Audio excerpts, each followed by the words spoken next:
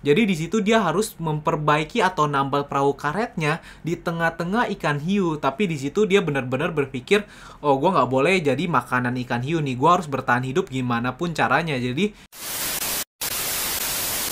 what's up guys, welcome back to my channel, Willy Kun Channel, dan selamat datang lagi di podcast Cerita Seram. Dan hari ini gue mau menemani kalian lagi untuk menceritakan satu cerita yang sangat menarik nih. Dimana kalian tahu gak sih, sebenarnya film Life of Pi itu terinspirasi dari kisah nyata loh. Jadi kan di film itu ada anak kecil dan seekor harimau di tengah lautan kan. Nah sebenarnya memang ada seorang lelaki yang berusaha bertahan hidup di tengah lautan Samudra Atlantik nih. Di situ dia bertahan hidup selama 76 hari karena perahunya ini tenggelam ditabrak ikan paus. Nah, kalian pasti penasaran banget kan dengan ceritanya, tapi sebelum mulai jangan lupa untuk selalu support channel gue dengan cara klik tombol subscribe-nya di pojok kanan video kalian, kemudian klik tombol loncengnya agar mendapatkan notifikasi terbaru dari channel gue nih. Oh iya, jangan lupa juga untuk like dan share video gue ya nanti. Nah, ayo kita langsung bahas aja cerita ini nih.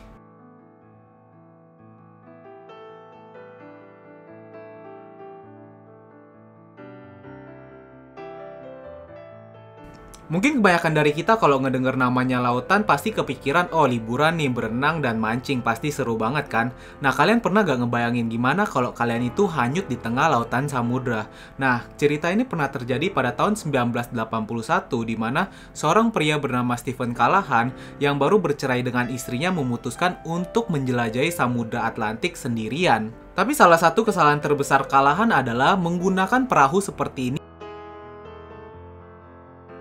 yang identik cukup kecil untuk menjelajahi Samudra Atlantik. Karena untuk informasi aja buat kalian, Samudra Atlantik adalah samudra terbesar kedua di dunia dan ukurannya ini adalah 1/5 ukuran bumi. Jadi bisa ngebayangin dong, itu seberapa besar Samudra Atlantik itu. Kebanyakan dari orang yang mau menjelajahi Samudra Atlantik ini atau yang mau melalui Samudra Atlantik ini selalu menggunakan perahu besar karena ombak dan cuaca di Samudra Atlantik ini nggak pernah bisa ditebak. Apalagi kalian tahu nggak cerita tentang Titanic? Iya, kapal yang besar yang diperkirakan nggak pernah akan tenggelam juga tenggelam di Samudra Atlantik. Terus yang paling menyeramkannya kalian tahu nggak apa? Nah, letak dari segitiga Bermuda juga terletak di Samudra Atlantik yang terkenal dengan angkernya. Jadi kalau mau lewatin Samudra Atlantik dengan kapal sekecil ini, ya harus mikir-mikir lagi. Tapi di situ Stephen Callahan ini tetap mau menjelajahi Samudra Atlantik menggunakan kapalnya. Diceritakan perjalanan awal dari Stephen ini cukup lancar karena dia pergi dari benua Amerika, kemudian ke Bermuda, kemudian dia pergi ke Eropa. Nah sebenarnya di Eropa ini dia diceritakan kapalnya ini sempat rusak sebentar karena cuaca yang cukup buruk. Tapi dia berhasil memperbaikinya dan melanjutkan perjalanan ke arah Spanyol. Nah setelah beberapa hari Callahan di Spanyol ini, dia mau melanjutkan perjalanannya. Nah ketika dia mau melanjutkan perjalanannya, tepatnya Januari 1982, kejadian buruk ini pun terjadi di mana kapal dari Callahan ini harus tenggelam karena ditabrak ikan paus. Di saat itu Callahan menceritakan kapalnya ini rusak parah sehingga dia harus pindah ke kapal karet. Nah di situ dia juga menggambarkan keadaannya super cepet banget dan dia sangat panik. Tapi di sana dia harus tetap berpikir gimana bisa menyelamatkan dirinya. Akhirnya dia memindahkan beberapa suplai makanan ke perahu karet.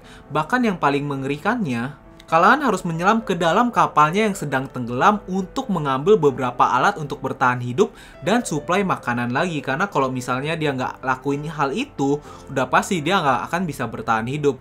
Nah setelah melakukan hal ini, akhirnya Callahan ini berhasil mengumpulkan beberapa alat yang cukup penting, yaitu tali dari kail, kemudian alat penyaring air, dan yang terakhir ini adalah pestol untuk menangkap ikan. Nah pestol ikan itu loh. Di sini Callahan juga menceritakan sebenarnya dia nggak bisa ngelihat apa-apa ketika dia menyelam karena keadaan laut itu sangat gelap. Jadi dia cuma ngebayangin dan meraba-raba. Nah kalian pasti bingung dong, gimana caranya meraba-raba tapi bisa mengambil barang-barang yang sangat penting. Nah menurut gue sendiri sih ini the power of the kepepet. Kalau udah kepepet, gue jamin semua orang pasti akan melakukan hal-hal yang luar biasa seperti Callahan ini. Nah di situ dia juga mengumpulkan beberapa makanan kan.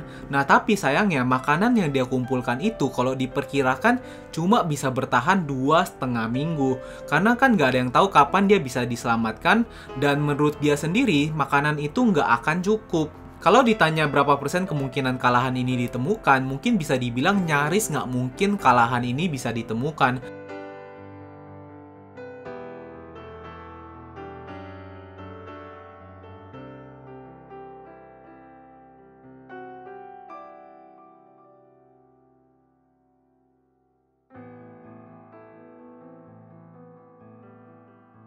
Tapi di situ Callahan tetap nggak putus asa, dia tetap berusaha untuk bertahan hidup dan belajar bagaimana bertahan hidup di tengah lautan. Di sini Callahan mulai menangkap ikan karena dia tahu suplai yang dia kumpulkan itu nggak akan cukup nantinya. Akhirnya dia mulai menangkap burung dan ikan-ikan yang dimakan mentah-mentah karena kan nggak bisa dimasak di situ. Dia nggak bawa alat-alat untuk memasak.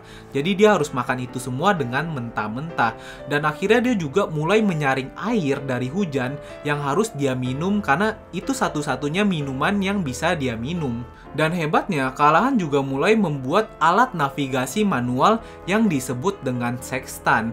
Nah, kalian pasti baru pertama kali denger nih, sextant itu apa sih? Di sini gue juga sebenarnya kalau dengar kata itu gue juga cukup bingung, tapi sextant itu adalah alat navigasi kuno yang seperti ini nih. Sextant digunakan oleh pelaut zaman dulu seperti GPS. Jadi gunanya ini seperti GPS, tapi pembacaannya ini harus menggunakan rasi bintang. Jadi dia udah harus buat itu dan dia harus belajar membaca rasi bintang juga. Wah, gila, bener-bener pusing banget sih keadaan pada waktu itu ya. Tapi kalau kalian perhatiin, sextant yang dibikin oleh Callahan ini hanya menggunakan pensil. Jadi bisa dibayangin berapa keinginan Callahan ini bertahan hidup sampai dia membuat alat itu. Dan setelah beberapa minggu Callahan ini hanyut di tengah lautan, akhirnya perahu karet yang dia gunakan ini bawahnya ini tumbuh lumut. Nah, ini tumbuh lumut ini ada dua hal nih, ada hal positif dan hal negatif. Nah, hal positifnya itu adalah lumut-lumut ini mengundang banyak ikan untuk makan di bawah lumutnya ini. Tapi hal negatifnya, ikan-ikan yang ngumpul di bawah perahu karetnya Callahan ini juga mengundang ikan hiu. Jadi bisa dibayangin, bisa kapan aja Callahan ini diterkam oleh ikan hiu. Jadi coba kalian bayangin, kurang apa lagi kesialan dari Callahan ini. Udah di tengah laut sendirian menggunakan perahu karet, sekarang perahu karetnya ini dikelilingi oleh ikan hiu. Gila banget kan? Dan cerita yang paling menarik dari peristiwa Callahan ini, Callahan juga pernah menceritakan di mana suatu saat dia lagi memancing, tapi pancingannya ini ikannya ini lari dan akhirnya merobek dari perahu karetnya.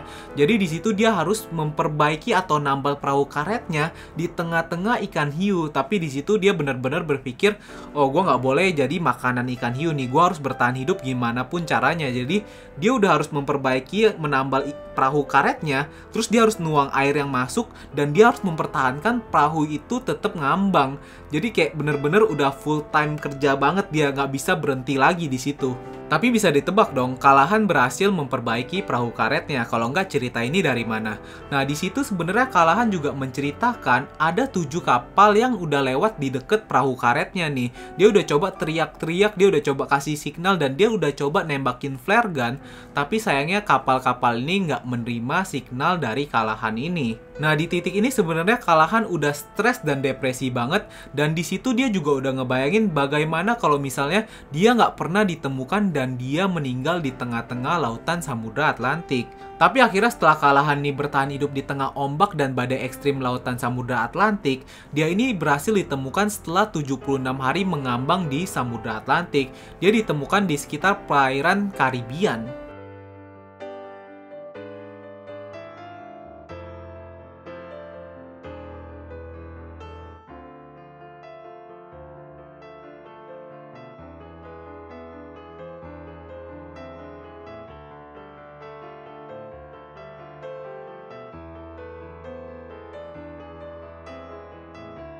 Tapi cerita menarik dari kehidupan Callahan nggak berhenti di situ aja loh.